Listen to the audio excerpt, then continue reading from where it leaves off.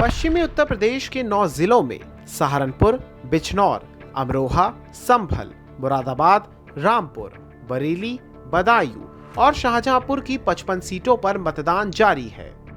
इन सीटों पर मुस्लिम और दलित आबादी को देखते हुए पहले चरण की तुलना में ये चुनाव सभी पार्टी के लिए अधिक चुनौतीपूर्ण है। 25 से ज्यादा विधानसभा सीटों पर मुस्लिम मतदाता निर्णायक भूमिका अदा करते हैं, जबकि 20 सीटों पर दलित मतदाताओं की संख्या लगभग 20% से ज्यादा है। दूसरे चरण में कई बड़े चेहरों की प्रतिष्ठा दांव पर है। 55 सीटों पर 586 उम्मीदवार अपनी किस्मत आजमा रहे हैं। 2017 के चुनाव में इन 55 सीटों पर बीजेपी ने जबरदस्त जीत हासिल की थी। बीजेपी ने इस बार भी इस क्षेत्र को वोटरों को जोड़े रखने के लिए बहुत मेहनत की है। इस बार मुख्य रूप से मुकाबला बीजेपी और सपा आरएलडी गठबंधन के बीच ही माना जा रहा है। चलिए एक नजर डालिए अब 2017 के नतीजों पर। 2017 में 55 में से 2/3 से ज्यादा सीटें बीजेपी को मिली थी। सहारनपुर, यहाँ विधानसभा की कुल 7 सीटें हैं, जिनमें से 4 बीजेपी, 2 कांग्रेस और 1 सपा को मिली थी। बिजनौर, यहाँ विधानसभा की कुल 8 सीटें हैं, इनमें से 6 पर बीजेपी और 2 पर सपा को जीत मिली थी। अमरोहा, यहाँ कुल 4 विधानसभा की सीटें हैं, जिनमें से 3 पर बीजेपी और 1 पर सपा की जीत हुई थी। संभल, यहाँ पर विधानसभा की 4 सीटें हैं, जिनमें से 2 पर बीजेपी और 2 पर सपा ने जीत हासिल की थी। मुरादाबाद, यहाँ विधानसभा की कुल 6 सीटें हैं, जिनमें से 2 पर बीजेपी और 4 पर सपा जीती थी।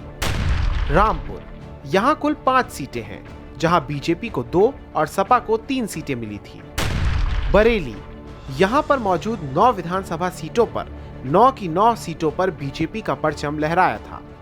बदायूं, यहाँ विधानसभा की कुल 6 सीटें हैं, जहां 5 पर बीजेपी और 1 सीट पर सपा को जीत मिली थी।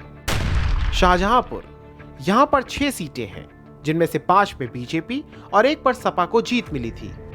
यूपी चुनाव के दूसरे चरण में कई बड़े चेहरे इस बार मैदान में हैं, जिनके लिए जीतना बेहद जरूरी है।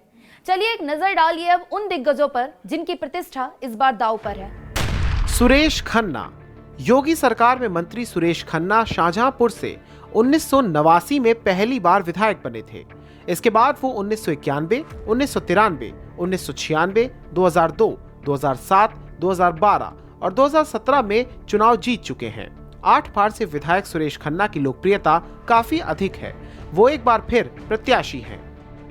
आजम खान, अखिलेश सरकार में मंत्री रहे और रामपुर से सांसद आजम खान इस समय जेल में हैं।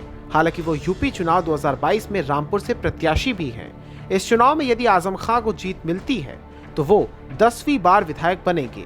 आजम के जेल में होने के चलते उनकी पत्नी और बेटा प्रचार अभियान का नेतृत्व संभाले हुए हैं।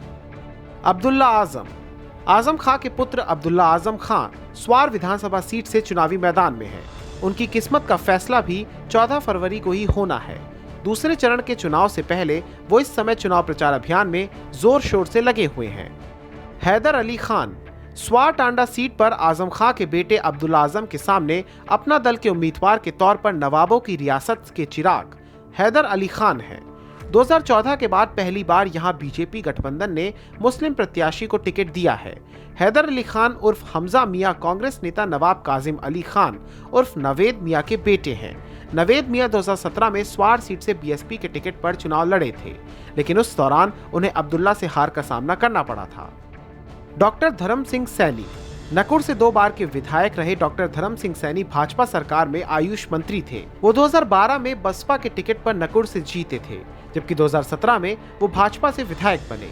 सैनी ने हाल ही में चुनाव से पहले भाजपा को छोड़कर समाजवादी पार्टी से सदस्यता ली, जिसके बाद सपा ने उन्हें नकुड़ से प्रत्याशी घोषित किया है। गुलाब देवी, राज्य मंत्री उत्तर प्रदेश सरकार, माध्यमिक शिक्षा विभाग सुरक्षित सीट चंदौसी से चुनावी मैदान में है। ये एक वीआईपी सीट मानी जाती है। उनके सामने यूपी चुनाव 2022 में विपक्ष के साथ ही भीतरघात की भी चुनौती है। उनके सामने सपा की विमलेश कुमारी और बसपा से रणविजय सिंह उम्मीदवार हैं, जबकि आजाद समाज पार्टी से रविंद्र कुमार प्रत्याशी हैं।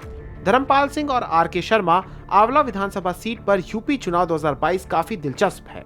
यहाँ भाजपा ने मौजूदा विधायक धर्मपाल सिंह को मैदान में उतारा है, तो सपा ने बिलसी से पिछला चुनाव जीते विधायक आर.के. शर्मा को। आर.के. शर्मा भाजपा से पिछला चुनाव बिलसी से ही जीते थे। हालांकि वो बाद में समाजवादी पार्टी में शामिल हो गए थे। कुल 9 जिलों में वोटिंग जारी है और हर जिले में मुसलमान 40 से 50% तक है। कुछ सीटें तो ऐसी हैं जहां मुस्लिम मतदाताओं की संख्या 65% तक है। इसलिए ये चरण बहुत ही ज्यादा महत्वपूर्ण माना जा रहा है। चलिए अब आपको बताते हैं कि दूसरे चरण की सीटों पर मुस्लिम वोटरों का कितना प्रभाव है। मुरादाबाद की 6 में से 5 सीटों पर 50 से 55% तक मुस्लिम मतदाता हैं। बिजनौर की 8 सीटों पर 40 से 50% तक मुस्लिम वोटर्स हैं। रामपुर की 5 सीटों पर 50% मुस्लिम वोटर हैं। संभल की 4 सीटों पर यादव और मुस्लिम वोट 60% से ज्यादा है। बरेली में 8 सीटों पर 40% तक मुस्लिम मतदाता हैं। अमरोहा की 4 सीटों पर 50% तक मुस्लिम वोटर्स हैं। बदायूं की 6 सीटों में से 40 से 45% तक मुस्लिम वोटर्स हैं। समाजवादी पार्टी के गठबंधन ने 20 मुस्लिम प्रत्याशी बनाए हैं। इसके अलावा बीएसपी ने 23 जबकि कांग्रेस ने 20 मुस्लिम उम्मीदवारों को टिकट दिया है, जबकि भाजपा गठबंधन की तरफ से अपना दल ने रामपुर से 1 मुस्लिम प्रत्याशी को उम्मीदवार बनाया है।